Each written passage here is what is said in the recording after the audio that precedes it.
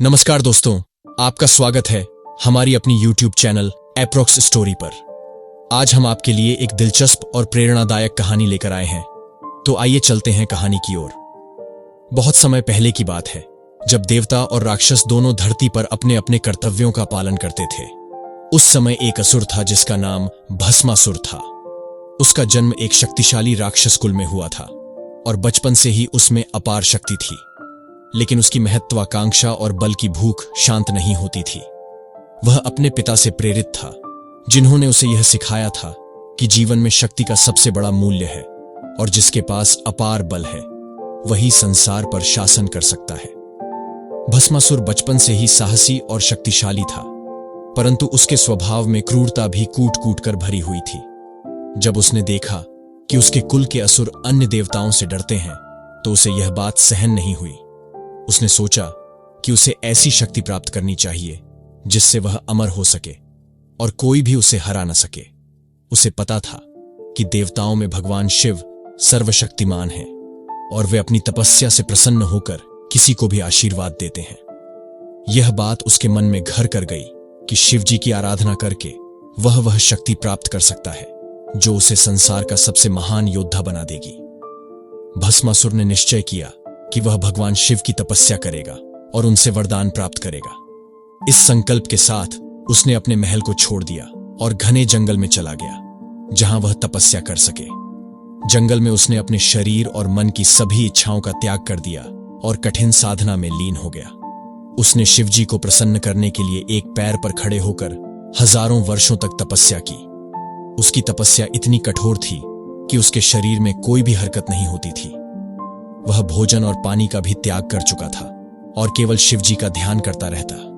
भस्मासुर की तपस्या इतनी कठिन थी कि उसकी ऊर्जा से चारों ओर की प्रकृति भी प्रभावित होने लगी।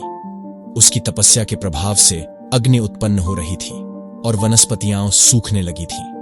उसकी ऊर्जा से पूरे क्षेत्र में गर्मी फैलने लगी, जिससे देवताओं को भी असहजता महसूस होने लगी। सभी देवता चिंतित हो गए और सोचने लगे कि भस्मासुर की यह कठोर तपस्या किस उद्देश्य से है।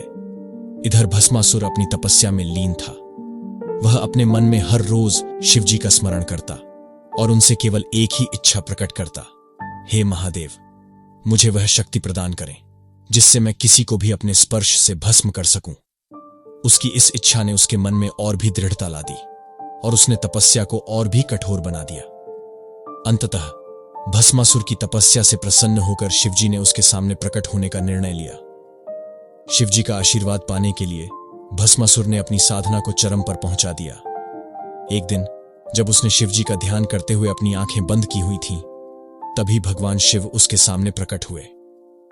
शिवजी ने उसके तप की परीक्षा ली और उसकी अडिग भक्ति को देखकर प्रभावित हुए। उन्होंने उसे अपनी करुणामयी मुस्कान से संबोधित करते हुए कहा, वत्स, मैं तुम्हारी तपस्या से प्रसन्न हूं, अपनी इच्छा प्रकट करो। भस्मासुर ने अपनी आंखें खोली और भगवान शिव को देखकर अत्यंत प्रसन्न हुआ। उसके चेहरे पर एक अद्वितीय चमक थी। उसने शिव जी के चरणों में प्रणाम किया और बड़े ही नम्र स्वर में अपनी इच्छा प्रकट की, हे महादेव, आप समस्त शक्तियों के अधिपति हैं। मेरी एक ही इच्छा है कि मुझे ऐसा वरदान मिले कि मैं जिसके सिर पर अपना हाथ रखूं वह तुरंत भस्म हो जाए। शिवजी उसकी इच्छा सुनकर थोड़े चिंतित हुए, क्योंकि वे जानते थे कि यह वरदान कितना शक्तिशाली और खतरनाक है। परंतु उनकी प्रकृति दयालु थी और वह अपने भक्त की तपस्या को व्यर्थ नहीं जाने देना चाहते थे। इसलिए उन्होंने भस्मासुर को वरदान दे दिया, तथास्तु, तुम्हारी इच्छा पूरी होगी। अब से तुम जिसके सिर पर हाथ रखोगे वह तत्काल भस्म हो जाएगा। जब भस्मासुर को शिव का वरदान प्राप्त हुआ तो उसे अनंत शक्ति का एहसास हुआ। उसने अपने हाथ में इतनी अपार शक्ति महसूस की कि अहंकार ने उसे अपनी चपेट में ले लिया।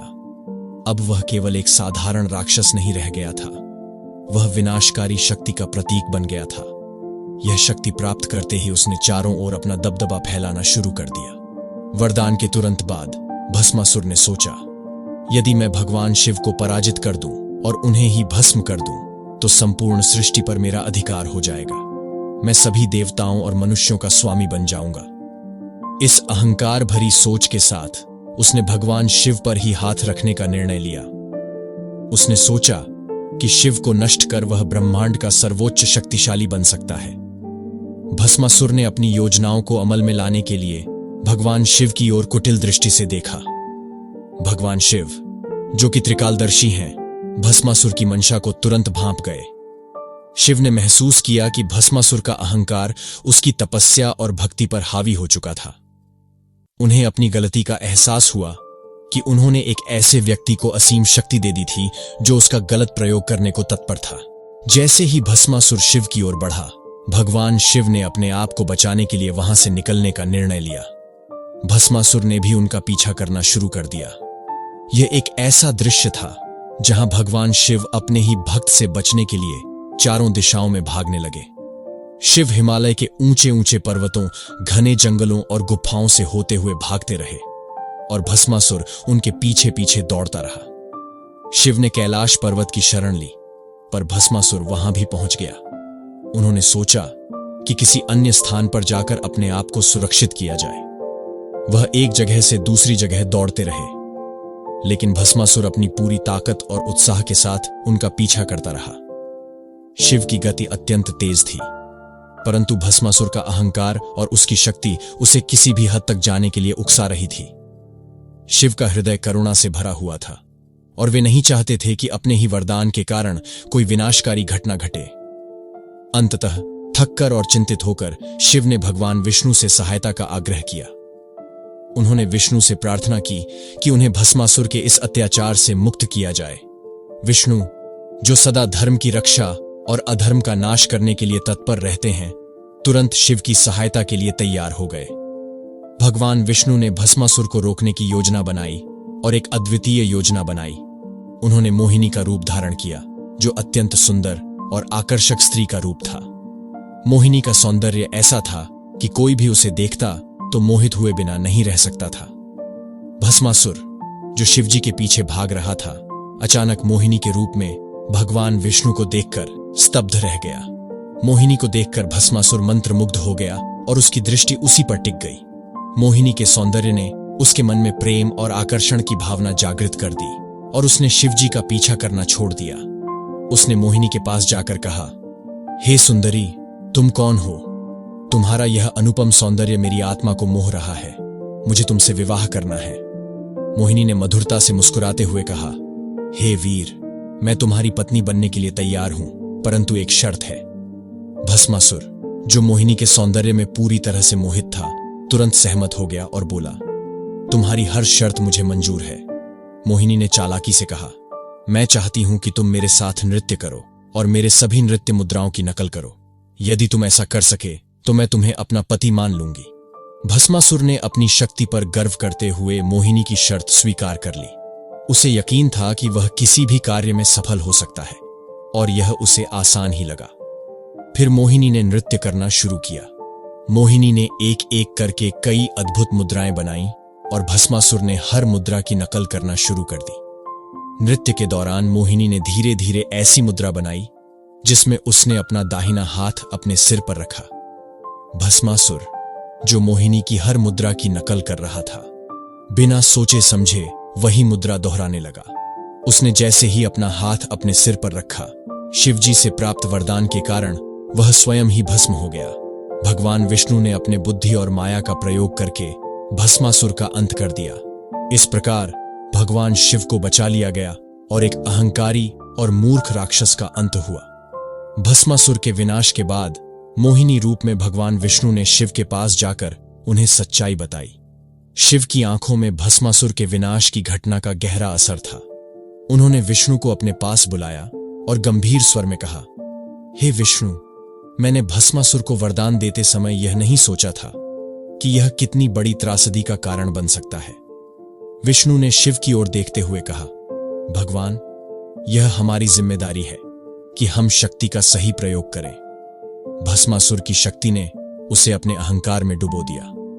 हमें यह समझना चाहिए कि शक्ति के साथ विवेक का होना कितना आवश्यक है।